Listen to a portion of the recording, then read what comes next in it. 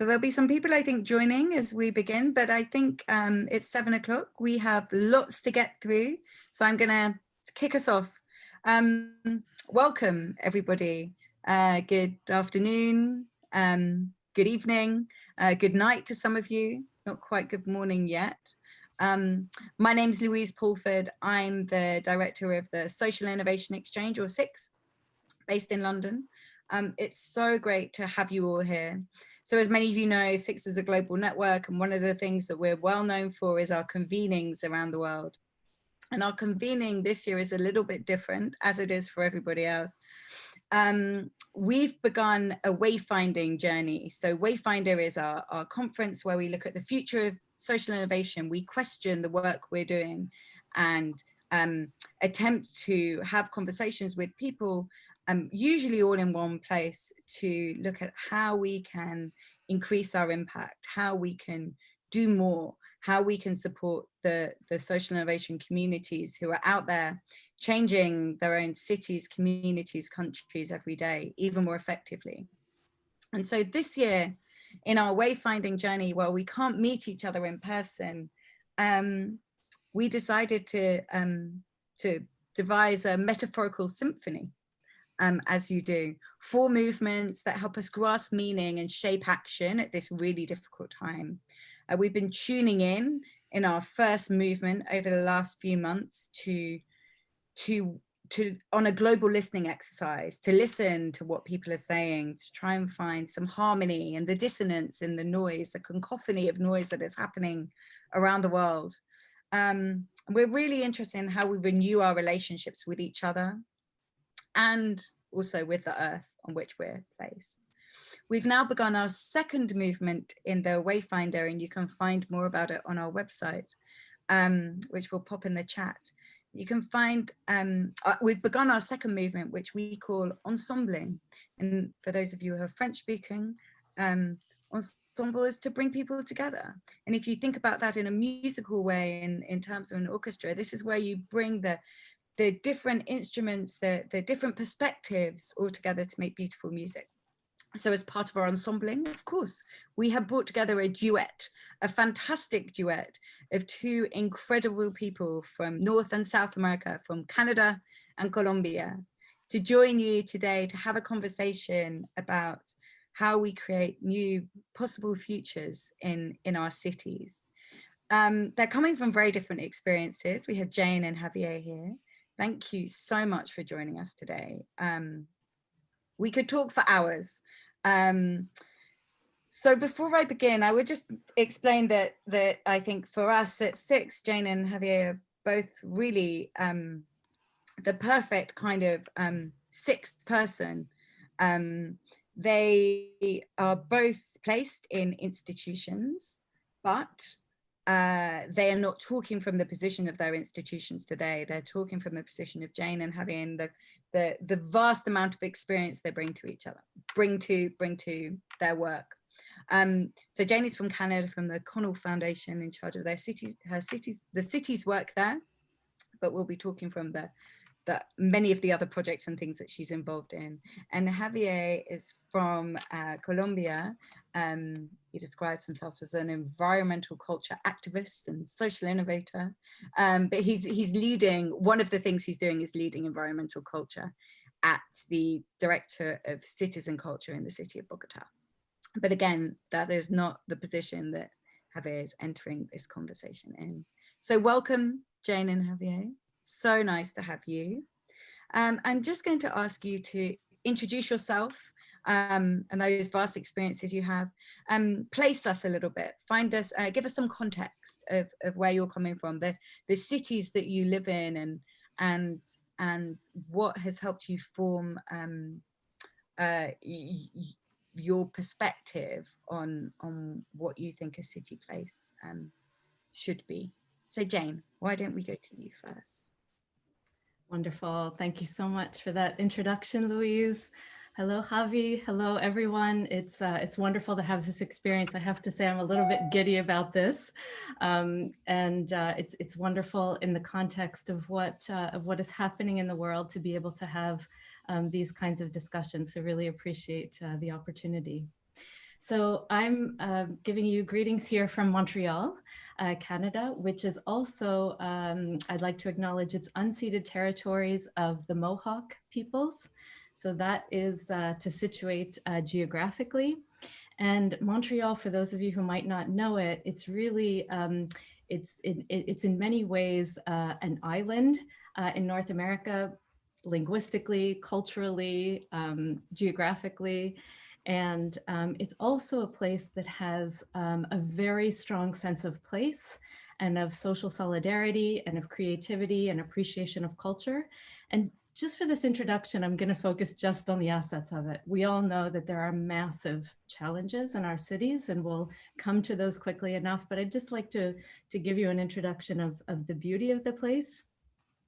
So one of the things that that I love about it, and I think is important for city building, and it's actually, I confess, become an addiction of mine during COVID, and that is that while I live in one of the densest urban neighborhoods in Montreal, or in Canada for that matter, I live on the third floor of a flat in a very dense neighborhood, but I happen to live a 15-minute walk from the base of what we call the mountain. It's a small mountain, but it's the mountain, it's Mount Royal in the middle of our city.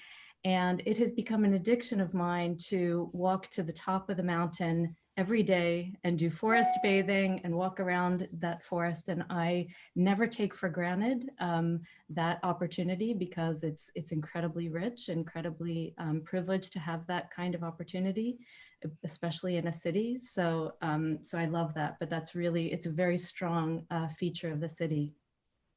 But then I'd also like to give a perspective very quickly, is that while I'm based here in Montreal, my perspective is actually informed by many other places. So one identifier of myself, I think of myself as an insurgent city planner, and I can talk about what that means later on. And I also am a participatory researcher and practitioner. And I'm originally from the US. And I've also lived many years in other places. So lived in Western Europe for years, lived in Eastern Europe after the fall of the Berlin Wall. And I've also spent lots of time in Haiti, particularly after the earthquake, where I worked for 4 years on and off doing deep participatory research in an incredibly difficult context. So all of that experience I bring very much to how I think about cities and how I think about societal change. And I'm now home in Montreal. I've been here 17 years, but all of those places and really a global perspective is ever present in me. So I'll stop there for now. That's wonderful. Thank you, Jane. Javi. Jane, it's really such a pleasure and an honor to have this dialogue with you. And I'm so grateful to SIX as a movement, and the beauty of the Six Way Founder Initiative to produce a symphony with the participation of so many diverse people from many corners of our planet. So I'm so excited to see so many different people all across to the Philippines, Europe and the Americas, all over. So thank you so much for joining in and connecting. I am based in Bogota. This city has almost 8 million inhabitants. It's located on a plateau, almost 2,600 meters above sea level in the tropics. That means that we have, because we are in the tropics, so we have this relatively stable climates year round. So with rainy and sunny seasons, which it should be said have been significantly transformed as all over in the past few years. But because we are high up the mountains, it's relatively fresh. Bogota is in the tropical Andes, and Colombia is one of the most biodiverse places on planet Earth, because we have the mountains which go all the way up to the glaciers, to tropical glaciers. And if you go down, you start with the tropical rainforest, the Amazon in the south of the country, and there's rainforest over to the Pacific, and really in different corners around our country, there's this huge diversity of biomes.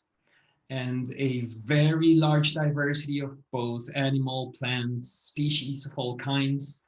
And I've been, since I was very young, really blessed with the possibility to be immersed in that diversity of, you know, natural environments. And I'd like to come back to what we have been thinking here about what this nature and like the boundaries between us and nature really mean and how we can diffuse them.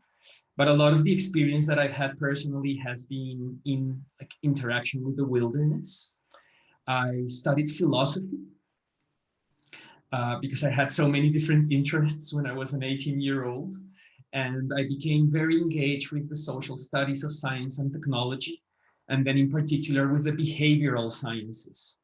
So I began working with the School of Government at a university. I did a master's in philosophy where I engaged with the entire behavioral field, got very interested in the field of social norms and how social norms theory can be applied to help us drive social change. As part of that, I ended up working with UNICEF and with NGOs across Latin America and even in Uganda to explore ways in which social norms could be applied, social change.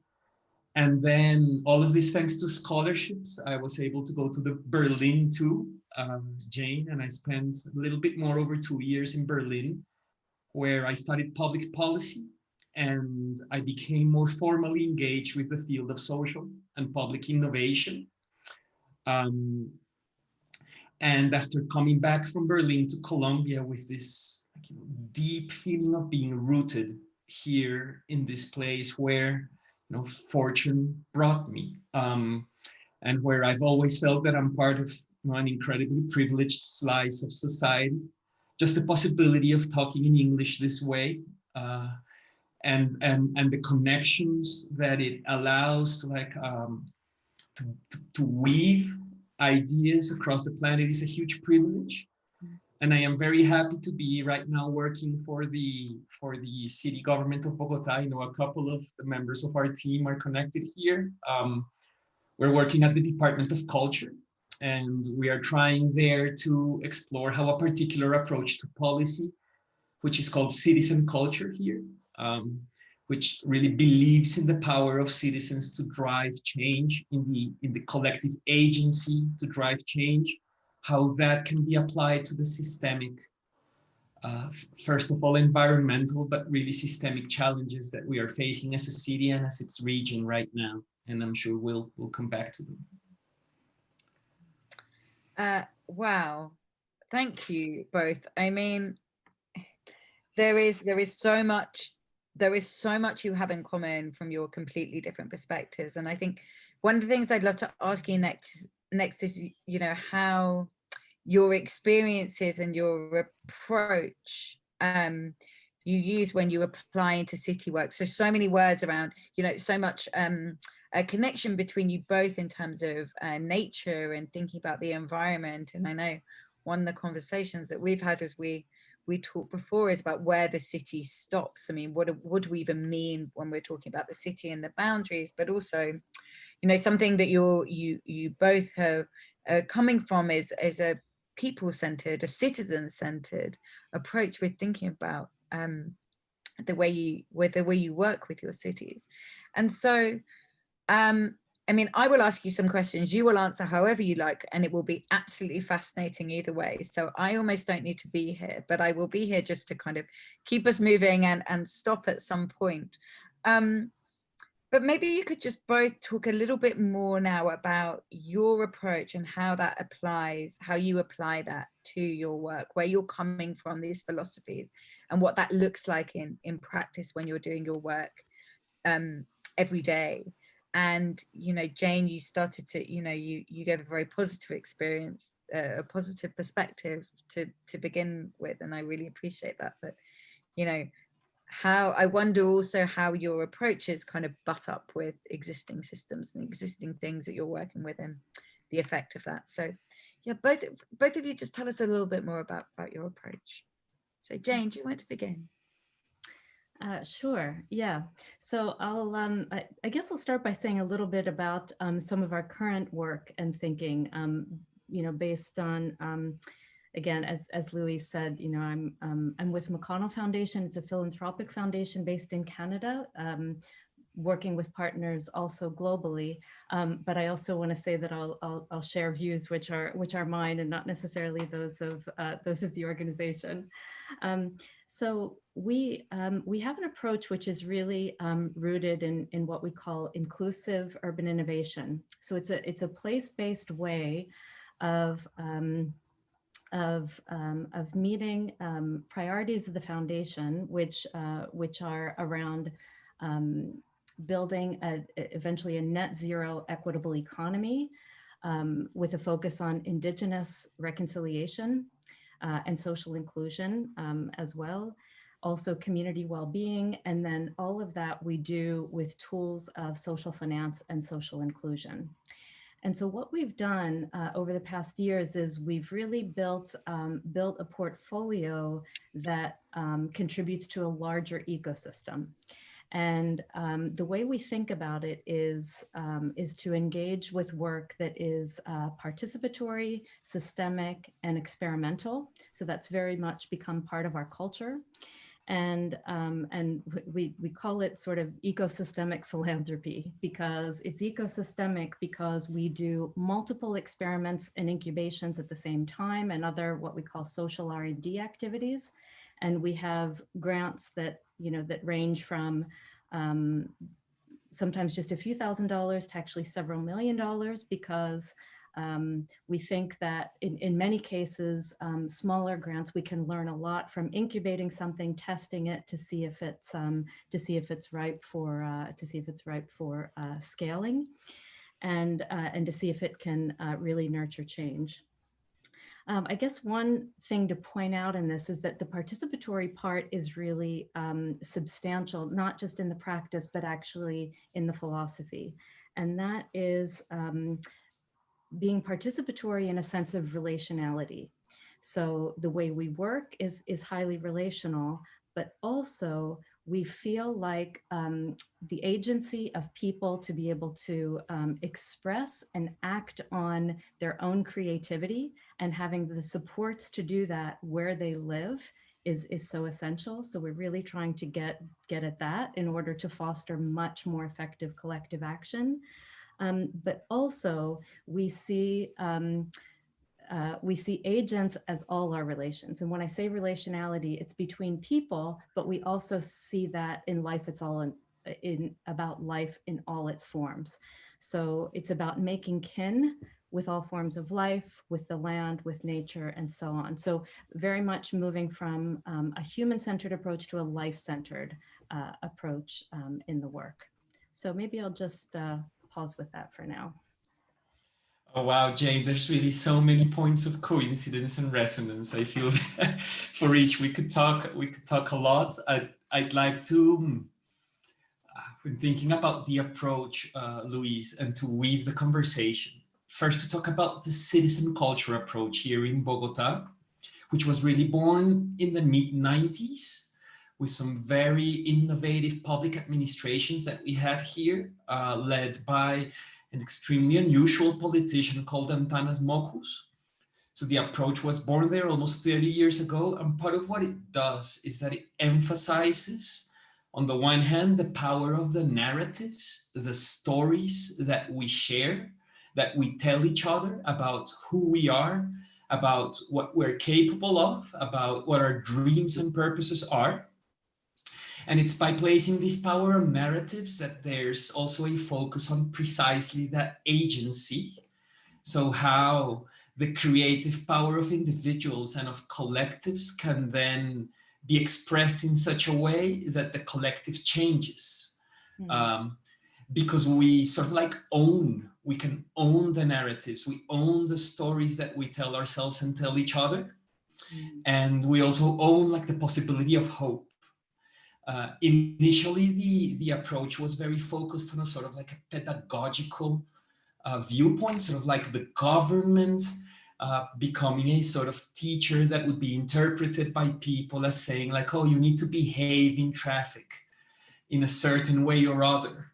But in the end, what was going on is that people were spaces were being opened for people to see and understand what was really preferable for other people, what the stories of the city that other people wanted to share were, and to try and find these new places of agreement. And it was out of this like aesthetic, creative engagement that the possibility for collective change is born. The citizen culture approach also puts a lot of weight on how we understand reality together. So what does research say? What does the data say? But it has a lot of a critical stance on that. Is it only quantitative data that we rely on? No. Is it both quantitative and qualitative? Yes. But what does it mean? How do they interact? How are they produced?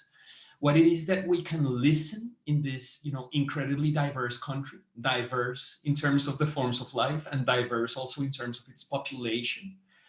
And how can we give a voice to people and to the forms of life that have not had enough volume in the collective conversation, historically speaking, and then like weave new realities by providing those voices with the spaces to be heard.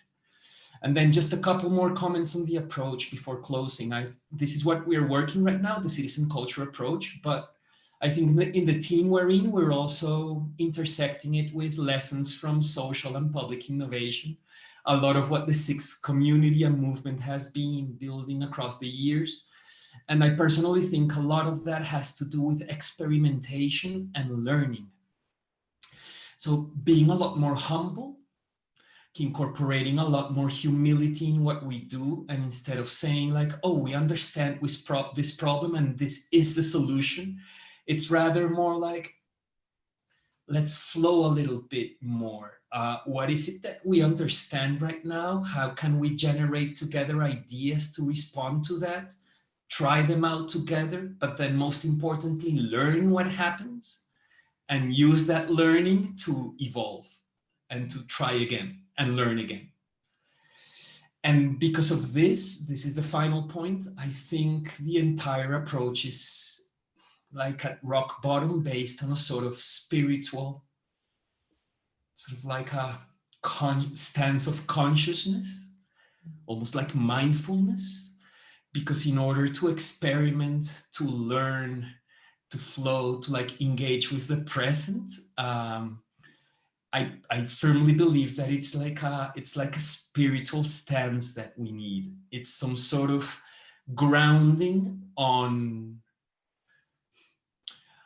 the sort of insights that we can get by following a spiritual path that can look very diverse, but that will have some commonalities. And it's in finding these commonalities in this sort of like deep spiritual look to the world, in the mindfulness approach to what we're doing, that we're really finding the power here.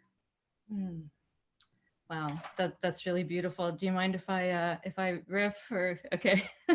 All right.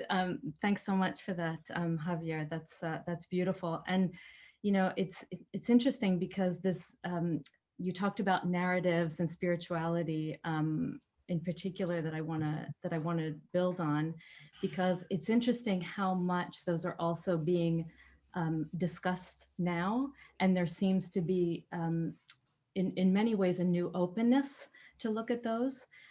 In fact, we're starting to work on a book project called Sacred Civics, and it's about the idea of valuing what matters in society's Great Reset now.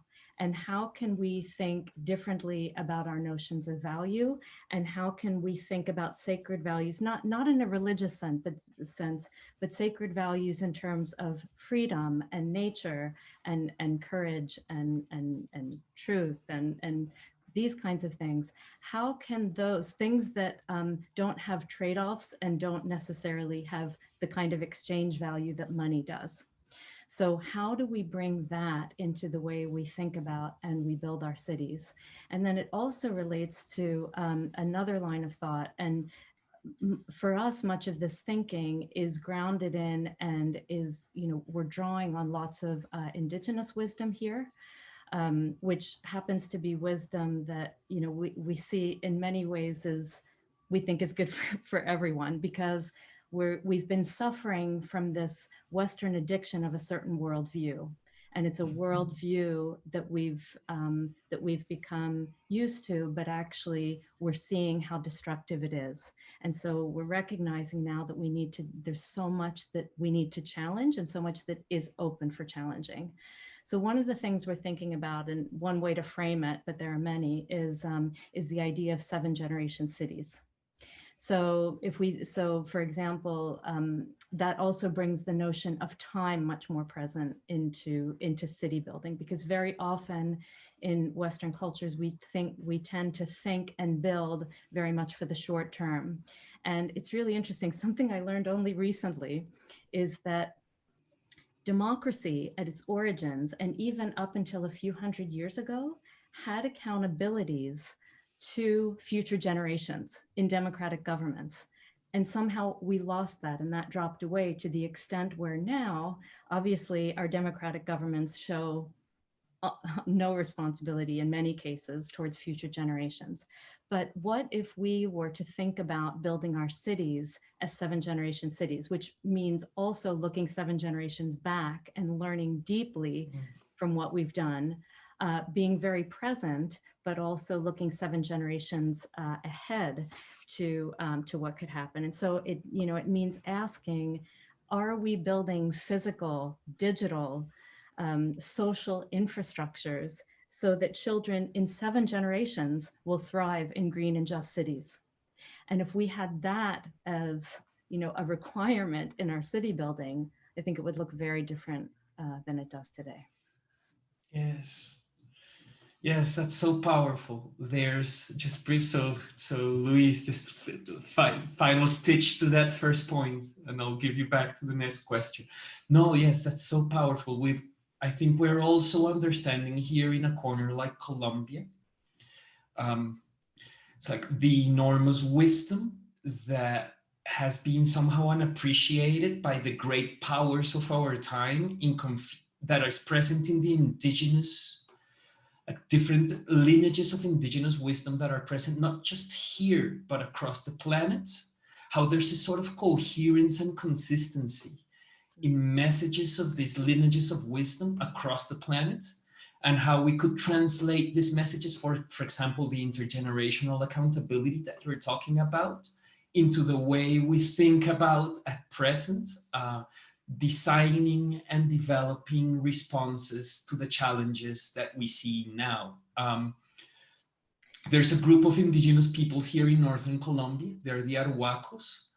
Their spiritual community leaders are called the Mamos, and one of their main points is always that they see in every manifestation of nature a messenger and a message.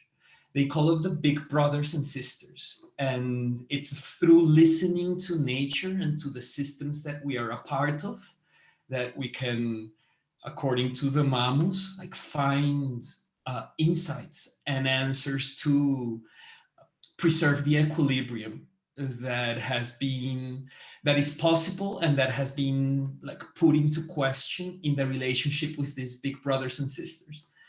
I think there's a lot to be said on how we could be accountable to future generations better, we haven't tried this out in Bogota at the city level yet, although I've known of exercises where you have like people that receive the role of being representatives of future generations in the conversation. Yeah. And how merely the indication to put yourself as a voice for future generations suddenly changes perspectives, right? And gives you a sort of an entirely different approach to what the process of design means. I see great challenges, however. The short-termism is very strong, and it's tied to how like the funding and the expectations of how like the execution of this funding that comes both from public and private sources needs to happen. So how people expect results to be seen and the consequences of those results to be felt. So it seems like there's a lot to be done in order to materialize this vision yet. Yeah. Yeah. So, sorry, can I add one little thing, Louise? Okay, before we go on. Yeah, exactly. Thanks for that. And what I wanted to add here is that very often, I think when people, even when they do think about learning from Indigenous nations and Indigenous wisdom and ways of being and knowing, very often they're thinking about either Indigenous people on reserves or outside of cities, or they're not necessarily connecting it with cities or with city government. And actually, I see an incredible opportunity here, also in terms of governance. And for more municipal or city government and Indigenous nation partnerships, and for much more rethinking the social contract along other lines. And I just want to say something there about reimagining the social contract, because there also is a lot of talk now about how clearly broken our societies are in so many ways. So we need a new social contract. We need to rethink the social contract. I actually think we need to redefine what a social contract is, because what it has been primarily is the relationship between people, so-called citizens, and a state. And I think it actually needs to move more to relationship between people with place and also with state, but not just the central state, also very local. So I think that can be part of it. And actually there can be a huge amount of learning there from Indigenous nations, again, because it also gets to the aspect of city planning, which in relation to place, I don't think we should, I have a city planning background, but I can't stand the term land use. I think of land relationship, like we should have land relationship plans, not land use plans. We need to think differently about property ownership. We need to think about being in a different kind of relationship with land. And I guess the other thing about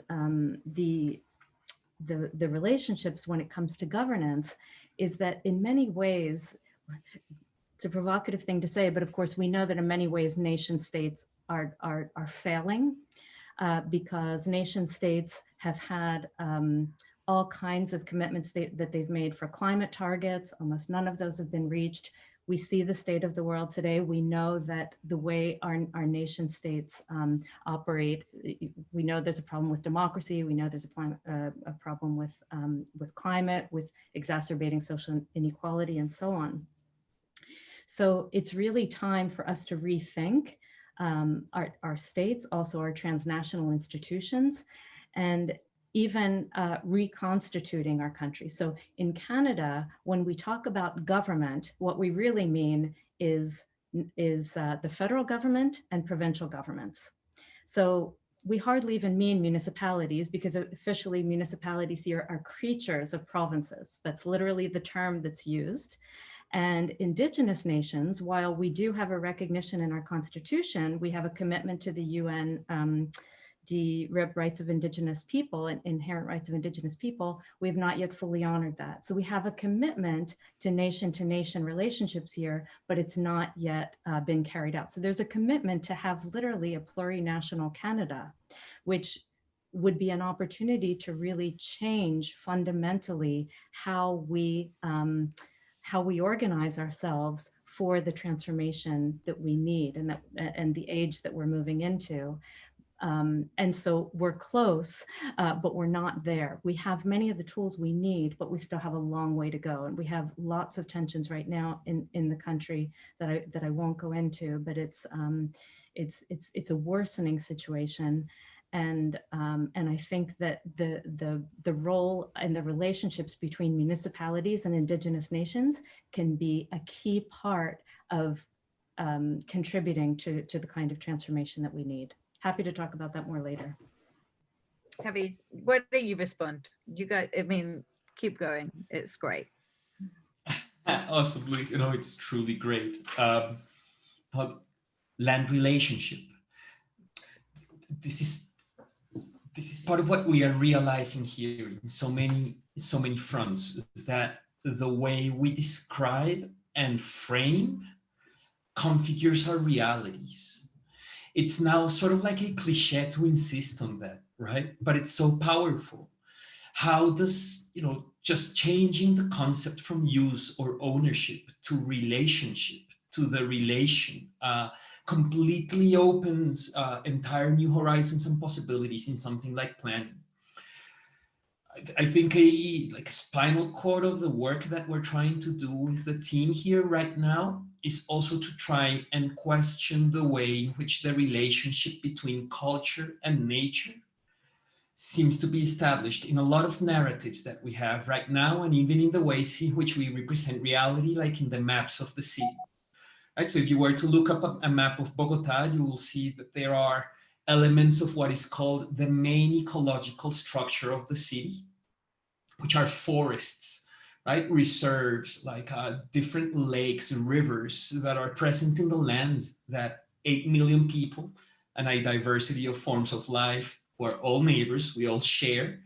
But then you see these boundaries, like, very strong boundaries happening in the representation between what is the forest and what would be like the urban area. And it's a little bit like, hey, but what does this border really mean?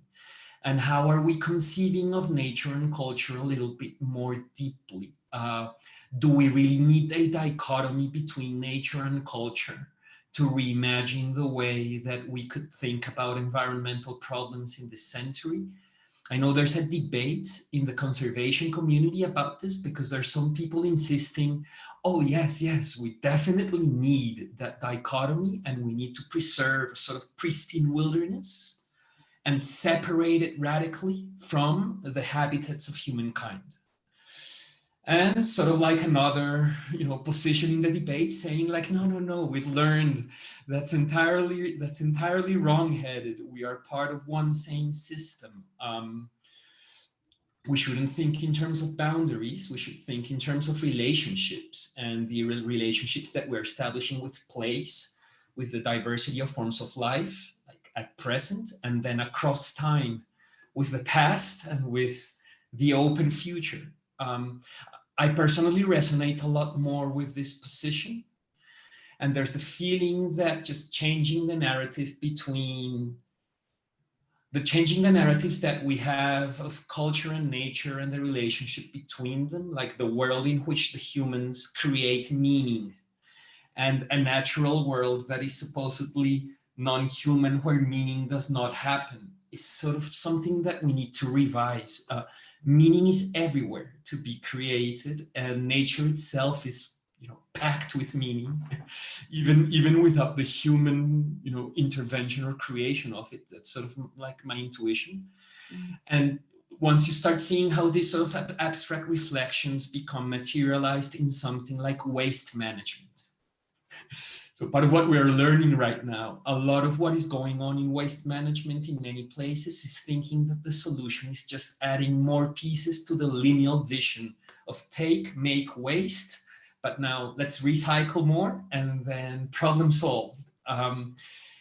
Kind of like thinking, oh yeah, there's nature there, there's culture here. Part of what we need to do is have the technical solution, so that in the border between the culture, human side, and in the nature side, everything works okay.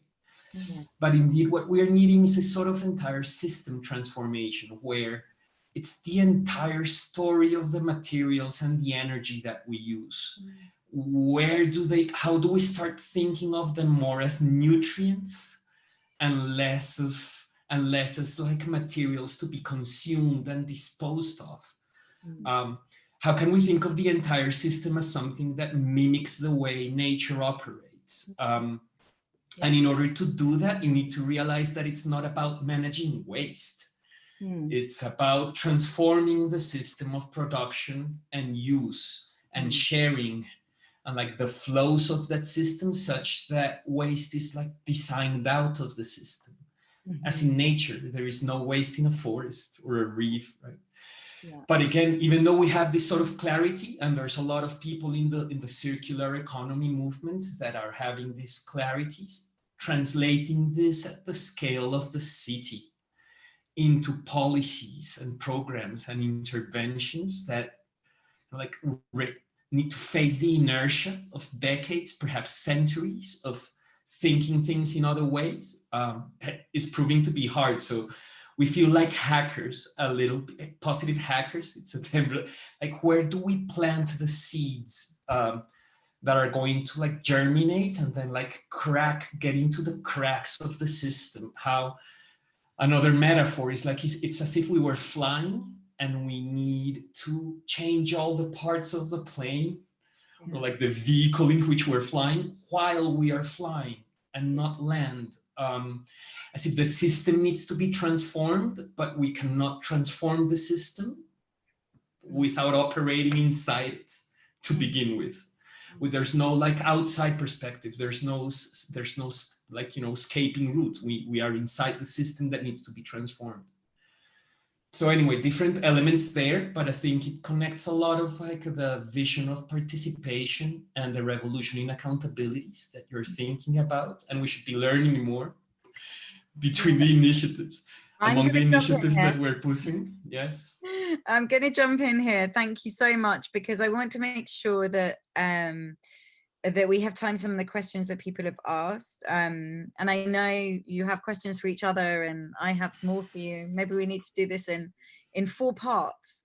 And this being just the part 1, because there is so much to unpick here. But I think, Javi, you just started to lead us to a place that I think would be really helpful to go to in the last 15 minutes of this call, because you know, we have the privilege of doing the work that we do, and we're surrounded by people who are really thinking at the edges all the time and having these incredibly rich conversations. But, you know, as you said, there's something about translating that back into the system, not just being the wacky people on the side, but there are whole organizations, whole, you know, hundreds of other people to bring along in the work that we're doing.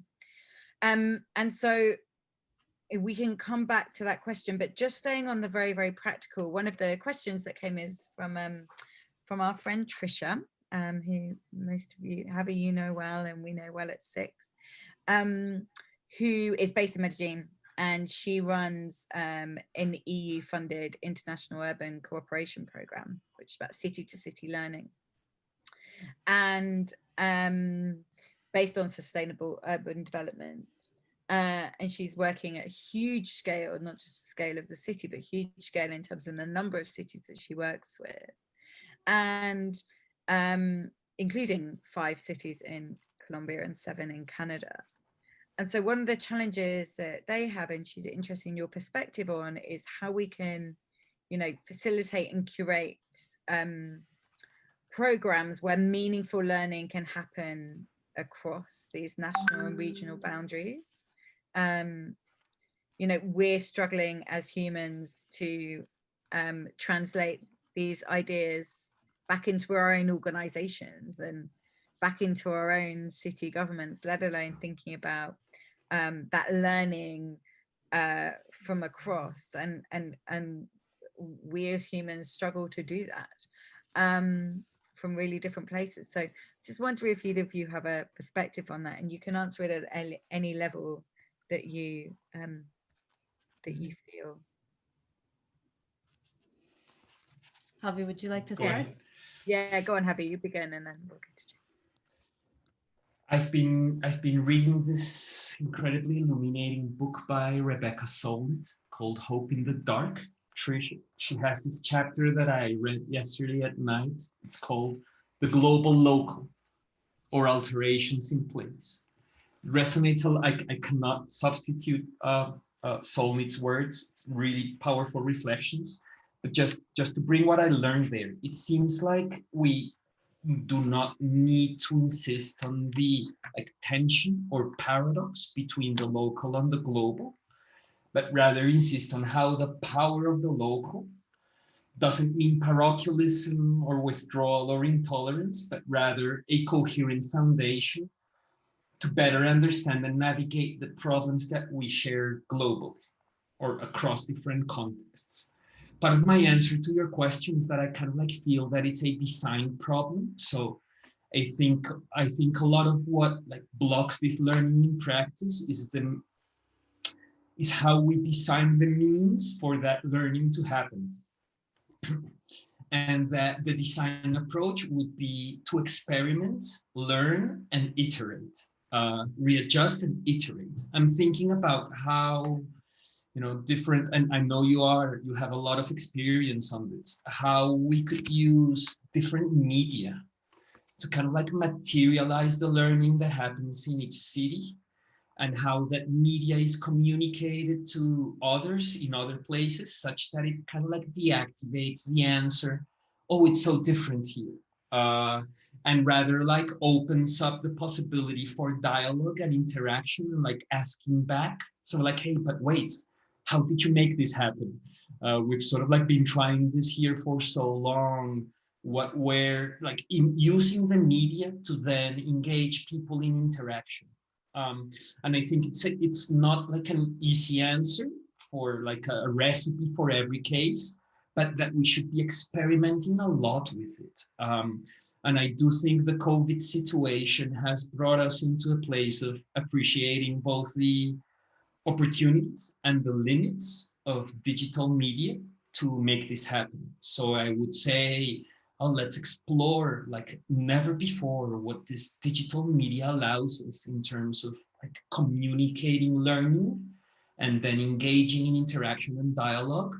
But let's also not forget like the power of in-person analog interaction to sort of deactivate that. And I would bring a little bit of hope. I've seen that same answer many times, like in many different scales. So people saying like, oh, you talk with people from Canada or from like Finland. Like, how do you expect that we can like learn anything from them if we're so different here? But then you see the very same response between like cities in one same country. And even sometimes between like different localities or neighborhoods in one same city, right? And even between like different contexts in one same neighborhood.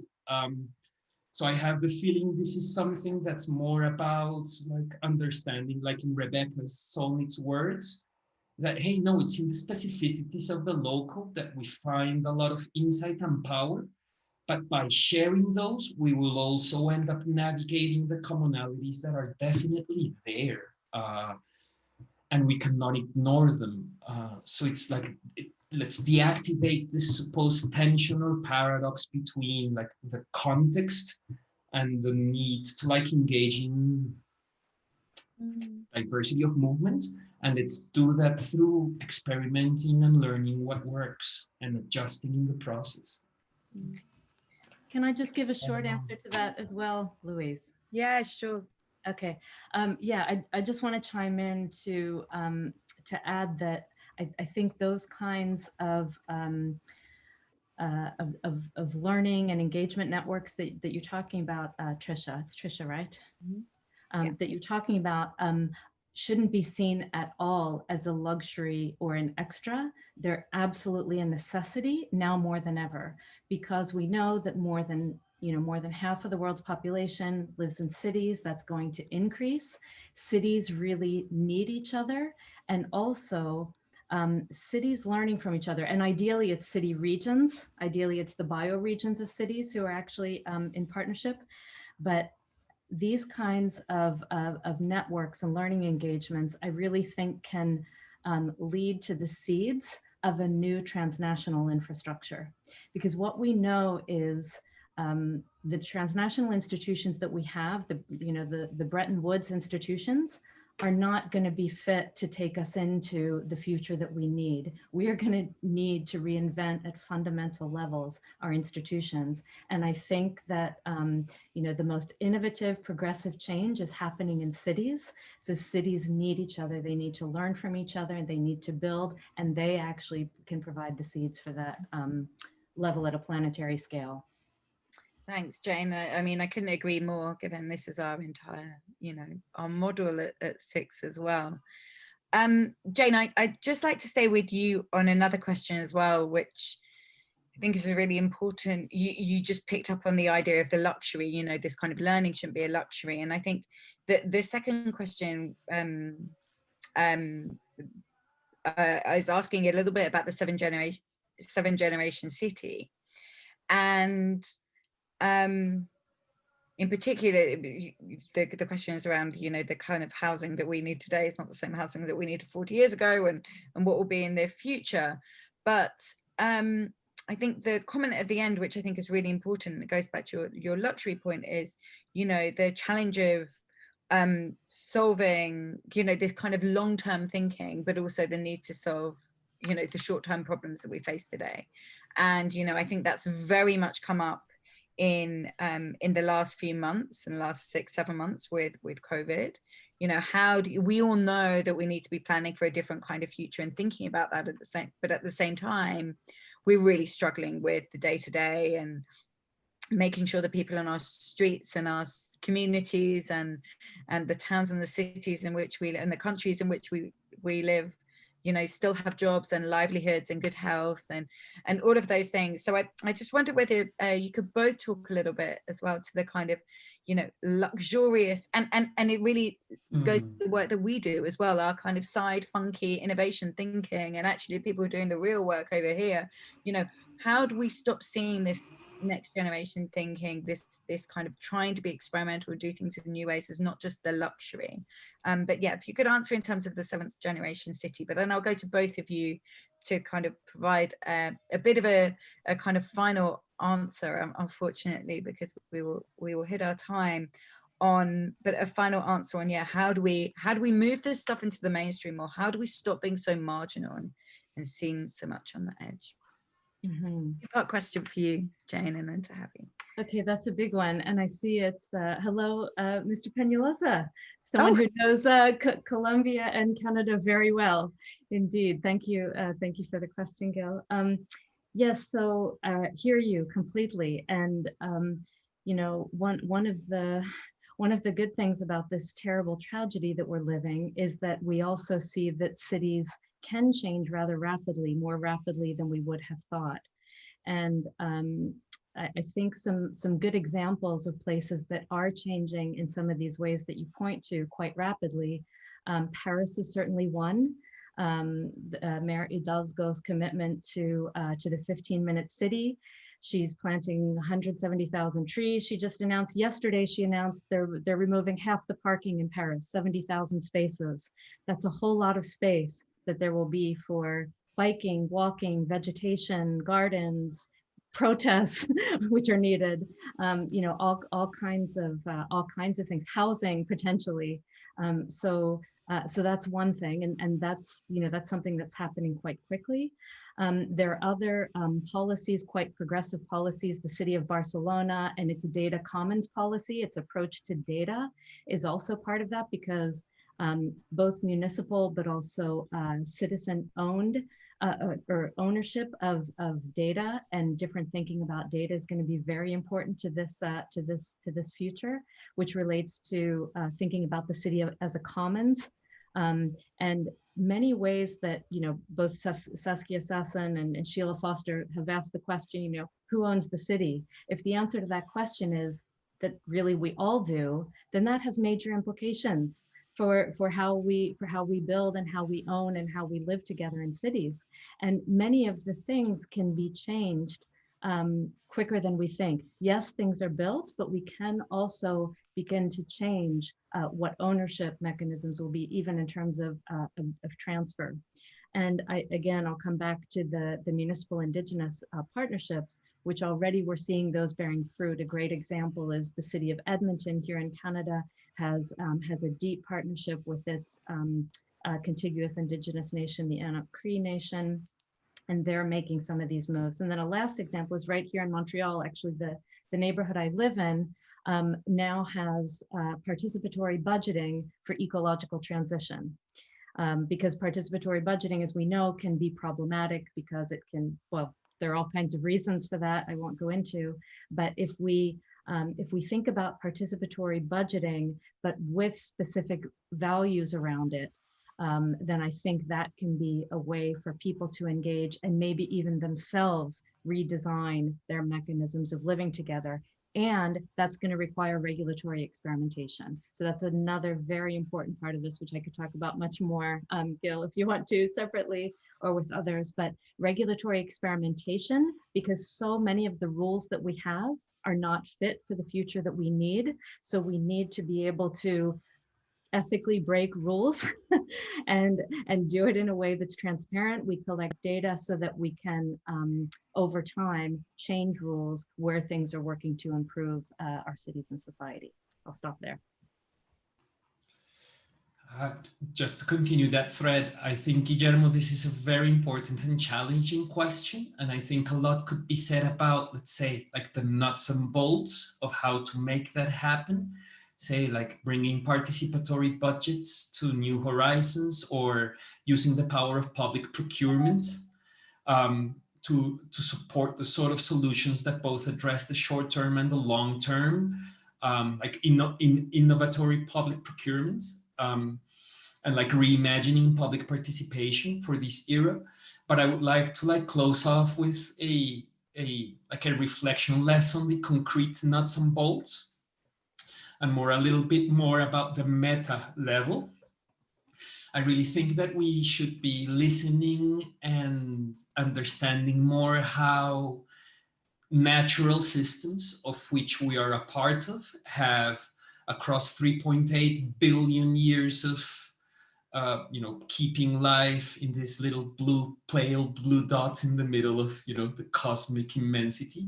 How has this been approached by nature? And kind of like I feel that we could learn there is that instead of focusing on providing solutions, we should be focusing on understanding which are the right questions that we should ask. And then having a very high diversity, trying to understand how we could promote a diversity of responses once we have the clarity of vision that the good questions provide, and then building the systems to learn on how that diversity of responses actually work, and how to do that in as an inclusive, as agile, as fair a way as possible. I've been very shocked with the COVID situation. The COVID crisis here in Bogota and Colombia is like anything I could have possibly imagined. It's really very hard to overestimate. The nation is, and the city is, it's in shock. And part of this reflection that I am talking about comes from realizing there could have been no way, even though there was pandemics in the trend cards of future design exercises in February 2020, there is no way I could have been in a workshop seeing a card that said, risk of a pandemic, and imagined what this had meant for us as individuals, our communities, our cities, and the entire nation. So it's being a little bit more humble to begin with, and understanding okay, if we do not really know what solutions look like, how do we build the systems that focus on the questions and the learning? And how do we make those systems really good, really efficient, but also really inclusive and very diverse in their approaches? How can we make the future, or the futures plural? I think in this movement, I learned this from a colleague in Mexico just a few months ago. When we start talking about futures, possible futures, instead of one future, then a lot of possibility of overcoming the optimistic, pessimistic dichotomy opens up, because what we confront is a diversity of possible futures. And we are faced with the task of increasing democratic participation in the imagination of possible futures. So what I like to say is maybe it's there that we need to find this sort of balance that you're looking for in responding to the urgency of the present, and nonetheless keeping the long-term view is by understanding that the future happens in the present. Our ideas of the future do not exist except in the present, and we should be increasing participation in what those ideas are and connecting that with our decisions in the present through these carefully designed systems of testing and learning, testing together and learning together. It's what I would say. Thank you, Javi. I'm sorry to interrupt you. We're 1 minute over, so I will be in trouble. But that's a beautiful way to not end this conversation, because actually in a few weeks, and we will put it in the registration in the chat, we're actually doing a workshop with Javi as part of our Wayfinder journey, where we will be continuing this conversation in a smaller forum, so we can all get down and, you know, into the details of this conversation a little bit more.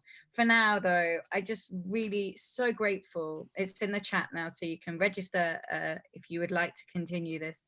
I'm so grateful to Jane and Javi for such an incredible conversation. We could have gone on for so much longer. There is so much more I can see. So bursting to say. So thank you for your time. We really, really, really appreciate it. I know everybody who's listening will be, you know, when there's no questions, it's because people are just completely riveted by the conversation that's happening. So really appreciate your time. Thank you to everyone for coming, and have a wonderful day. Please follow us and keep joining more Wayfinder sessions. Good afternoon, good evening. Thank you, Louise. Thank you, Javier. Thank you, Thanks, Louise. everyone, Thank for you, coming. Jane. Thank you so much. It's a pleasure. Thanks a lot. Sure, thanks.